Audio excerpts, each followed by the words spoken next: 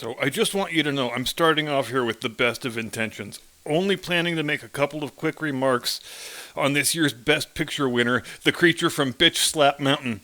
But let's face it, we know how this is going to go. We know it's going to wind up being the whole opening segment, so we might as well all just try to lay back and enjoy it. Now here's the first thing. Was this a work? This was not a work. Stop saying it was a work. You know how I know it wasn't a work? Chris Rock is how I know it wasn't a work, and let me defy anybody right now to view that piece of video at 1/25th speed and tell me Chris Rock knows he is about to be cold-cocked, flush on the jaw. Cold-cocked by a cuckold. Try and say that one 10 times fast. They should use that one for the field sobriety test. Now, you never know exactly how someone's going to react when they are thrust suddenly into a self-defense situation. There's usually a fight-or-flight response that takes over where one either attempts to defend oneself or opts to flee in terror, but there's also a third type that you sometimes see, and that's the guy who just stands there and gets punched. The guy who has no idea he's really about to be struck in the face until he's got his head on backwards, even when the blow is being very clearly telegraphed. And I feel weird about even referring to an open palm strike as a blow, but that was a pretty thunderous slap, to be fair, and not just because part of it caught the microphone.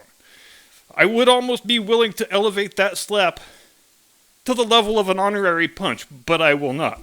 If we were talking about a man who doesn't sit weeping in the corner while his wife bangs other dudes, I would consider it though. But this footage does tell a pretty compelling story when you view it in super ultra slow motion. It's probably more entertaining than any of the movies that were being honored this year, frankly. So Chris Rock makes a joke about Mrs. Will Smith's hair falling out. And, okay, whatever. It's a joke. You can take it as good-natured, you can take it as slightly mean, but if you're a woke actress, I can't imagine why you would take offense at being compared with Demi Moore in G.I. Jane. I thought girls looking like men and excelling at man things was what we're supposed to celebrate now, right? And for what it's worth, Will Smith actually appeared to be laughing at the joke until he turned his head and saw, uh-oh, the old lady's giving me the stank eye. So Smith leaves his seat, starts up the stairs, and clearly Chris Rock thinks they're about to do some little impromptu comedy bit or something. And as a celebrity who never goes anywhere without private security, he's not thinking, and he doesn't at any point in the whole sequence even contemplate that he might want to start ducking. But Smith, he starts winding that thing up. As soon as he gets to the top of the steps, that is just about as full of a wind-up as you can take when you're delivering a bitch slap. And Chris Rock has still got the good-natured smile on his face at this point, but then he sees that hand down there winding up. And as the smile goes down, the eyes start getting big. And as that hand begins its upward travel, only then does it occur to Chris Rock that, by George, I think this fellow's about to strike me.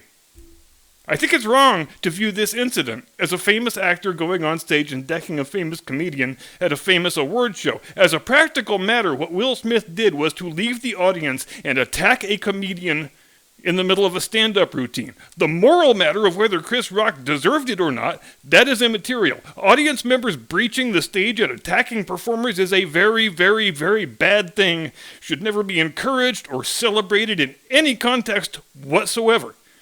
And I think Dimebag Darrell Abbott's family would probably back me up on that. Now, irrespective of whether Chris Rock wanted to lay criminal charges over this, Will Smith should have been heavily cited for disturbing the peace, at a minimum.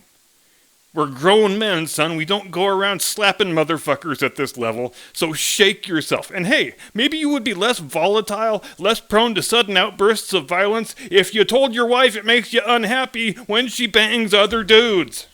A fancy therapist might charge you $50,000 for that advice, but I will give it to you for free because I think you're a good kid. I don't want to see you get in trouble and have to go live with your auntie and uncle in Bel Air. Oh, also, memo to the internet. There doesn't have to be a good guy and a bad guy in this thing. They can both be assholes. Chris Rock can be an asshole for making fun of the physical appearance of someone in the audience, and Will Smith can be an asshole for the reasons we've already outlined. Not everything has to be a moral dichotomy. We don't have to turn one guy into a champion of free speech or the other guy into a champion of chivalry. If the dude wants to be a champion of chivalry, he can march right up to his wife and say, honey, darn it, I think it's bad that you have sex with other men. I am one of the most famous men in the world. I am rich beyond the dreams of avarice. I just won the Academy Goddamn Award for Best Actor.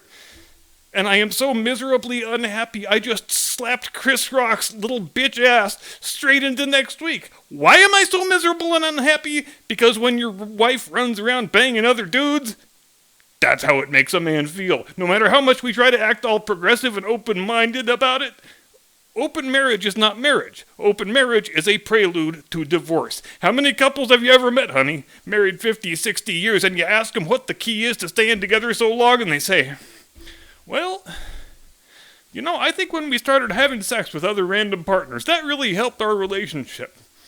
Because, yeah, I never heard that either. Now, in the final analysis, I only have one regret about this incident. I wish, after that perfectly executed slap and that gorgeous follow-through that Will Smith had said without missing a beat, welcome to Earth!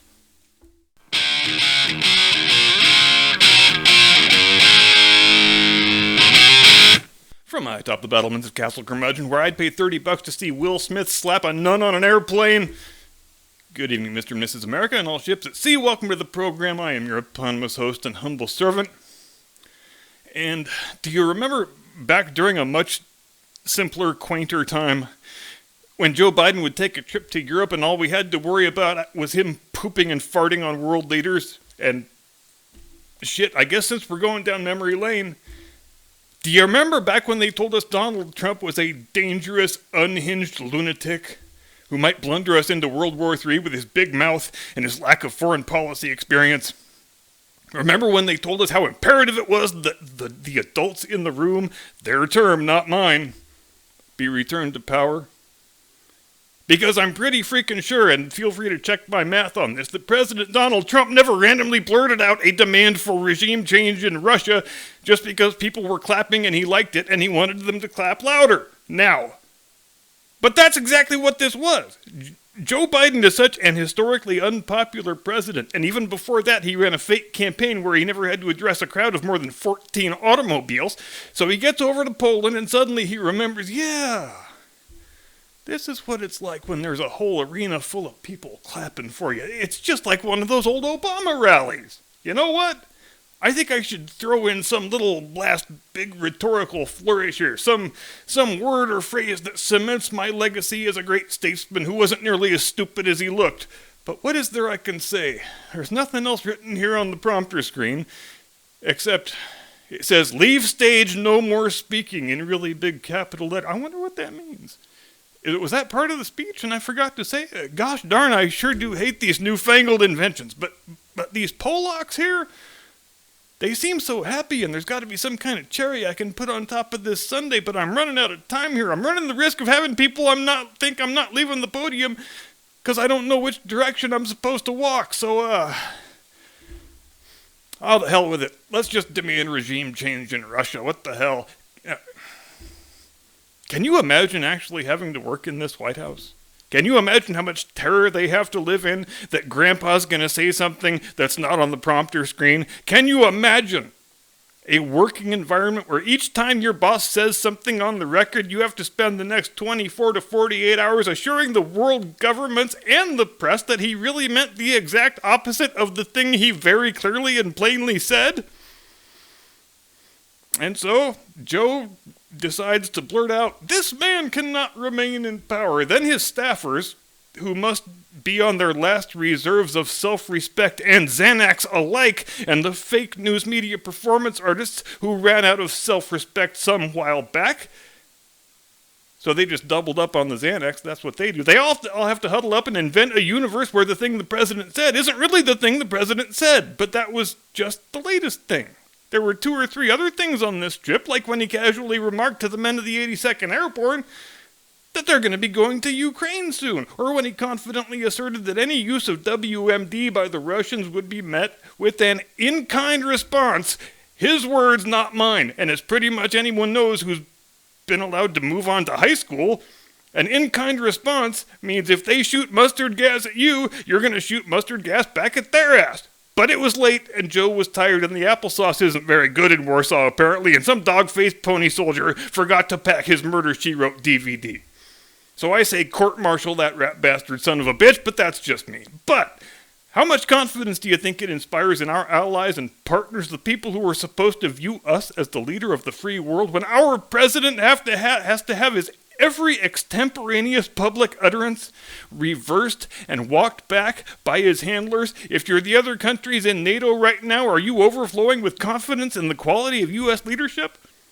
I think we actually have to answer that question. And the answer would appear to be a fairly emphatic no at this point, because you remember the latter part of last week when Big Joey was bragging about how well respected he is among his European counterparts, how everybody on the team thinks Coach Joey has a great plan for winning the big game. That whole thing kind of went by the wayside pretty quickly after this whole thing he decided to blurt out. So now we get to live in a world where the president of France is basically double face-palming over what a ridiculous, bumbling dumbass our president is. And for us, as honest people, we have nothing left to do but say, yup, the Frenchman is right. And anytime I have to do that, I think I'm well within my rights to be pissed off. There are lots of worlds that I am willing to live in, but a world where the president of France says our president is an idiot and I have to nod in agreement and give him a freaking high five is not one of those worlds. But alas, that is the world in which we are all currently blessed to live. And each time Joe Biden opens that hole in his face, the likelihood of that world being festooned with mushroom clouds in the near-term future seems to increase exponentially. And I'm just going to throw this out there. Could Kamala Harris be any worse? Could any person actually be worse than this? Whether we like it or not, we may wind up getting to see the answer to that question. Why? Because Hunter Biden's laptop is the single biggest scandal in the history of American politics. And here in the 21st century, political scandals, they sort of work the opposite of the way they used to. Where it used to be that concerned citizens worked with the press to expose corruption and malfeasance in government, today it's the government and the press that collude with one another, both under the auspices of the big tech oligarchs who really run things around here, to discredit and destroy concerned citizens who bring to light information about such nefarious conduct by the powerful. Breitbart News did a feature interview. It came out day before yesterday with the guy who had the misfortune of being the owner of the computer repair shop into which an inebriated Hunter Biden stumbled one Friday 10 minutes before closing time, wanting help recovering the data from his busted laptop.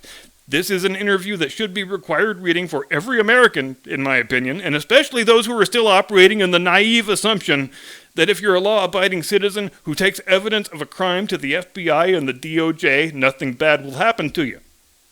Because all this guy wanted was to go about his business and be left the hell alone. He didn't want money, he didn't want notoriety. He did nothing to choose this position he was put into. He tried desperately to get this idiot crackhead to come pick up his stupid laptop and get it out of his shop. But when the thing becomes legally his property after 90 days, what the hell is he supposed to do? So in the act of recovering the data from the machine, of just doing the job the customer paid him for, he winds up seeing things that look to him like evidence of criminal misconduct, and he was happy to forget about it. None of his business anyway, he says. He was just spot-checking the files to see they weren't corrupted. I just need the guy to come pay his bill and pick up his stupid machine. But Hunter the crackhead never shows up, doesn't answer his phone, doesn't respond to emails. So this abandoned machine sits on the shelf, it gathers dust, the guy nearly forgets about it. But then Joe Biden announces he's running for president. And the computer guy thinks, well, shit, what do I do now? I have seen things on Hunter Biden's computer that look an awful lot like Joe Biden was engaged in a criminal and influence peddling scheme during the time when he was vice president of the United States. Things that, if true, would probably be considered disqualifying for a presidential candidate. So I don't want this on my conscience. I'm contacting the FBI. He tells the FBI everything, gives him the laptop. He thinks he's done his civic duty. A few months later, Donald Trump gets impeached over some phone call with the Ukrainian president, and there's all this talk that it's got something to do with Trump wanting Zelensky to investigate a company called Burisma, and specifically its dealings with Joe Biden's son, Hunter. So this guy thinks, great, I'm glad I gave the laptop to the FBI. There was evidence on it that obviously is pertinent to this trial, so I'm sure it will be introduced in due course. Except it wasn't. The FBI had done nothing but sit on the damn thing. It would be a further 6 months before the existence of the laptop, became widely known to the public as a result of the reporting of Miranda Devine at the New York Post. And we all remember how that went, don't we? It was exactly 1 month before Election Day when that story broke, and within less than 24 hours we saw the execution of the most ruthless, most concerted, most intentional suppression of a news story that has ever existed in the pantheon of human shame. The New York Post was locked out of its Twitter and Facebook accounts. Facebook even took the crazy and unprecedented step of preventing users from sending links to the article in their private messages, for heaven's sake. On the second day, you had the full-page ad in the New York Times where the 50 former intelligence officials, all singing in one lusty voice from the Democrat Party hymnal, declared that Hunter's laptop, it's got all the hallmarks of Russian disinformation. And the language is crucial here, because every day I hear people saying, well, so-and-so and such, they flat out said Hunter's laptop was Russian disinformation. But no, they didn't. None of them ever actually did that. Not the crooked DOJ swamp rats or the fake news charlatans or their big tech overlords, because these are not stupid people. They know when they're lying, and they know how to lie without actually leaving themselves exposed to recrimination. So none of the liars ever actually said, flat out, this is Russian disinformation. They said, it's got all the hallmarks. It's exactly the same lie, it serves the exact same purpose, but in the act of exposing the lie, we should take care to exercise the same level of rhetorical precision that the liars themselves do, should we not? It was 10 minutes to closing time on Friday. This guy just wanted to lock up the shop and get on with his weekend. But Hunter, the magic stripper impregnating crackhead, chose that moment in his infinite sense of entitlement to stumble stinking drunk into this poor man's life and ultimately to wreck it completely. Think about it. If you're an ordinary law-abiding citizen, a small business owner, and through no fault of your own, in the course of conducting your normal business, you come into possession of evidence in a criminal case. And all you attempt to do from that point is to get the information into the hands of the proper authorities, in the hopes of two things. One, so that anyone guilty of a crime can be prosecuted, and two, so that I, the citizen witness, can rely on my own country's government to keep me safe and ensure my ability to go on about my life in peace. And all citizens should be able to enjoy that basic, reasonable expectation. But do we anymore? Because it sure as hell doesn't look that way. It looks like when you report a crime to the FBI, their response has all to do with the party affiliation of the accused criminal. Which means the FBI has about as much credibility at this stage as the Mexican federales. The FBI has been a rogue agency for the better part of its existence. FBI directors right down through its history have never shown much compunction about trying to blackmail and or destroy presidents they don't like. So in the name of decency, if the concept of the rule of law means anything in order to restore the faith of the citizenry in federal law enforcement more broadly, I say abolish the FBI, abolish it good and hard, abolish it without delay. Its functions can be absorbed by the U.S. Marshals. The FBI brand cannot be rehabilitated, any more than the CNN brand can. There's too long a track record with too much bad shit in it. And that is it for tonight. Thanks very much for watching. I will see you Friday. No, I'll see you tomorrow. Have a pleasant tomorrow. Do not comply. Get off my lawn.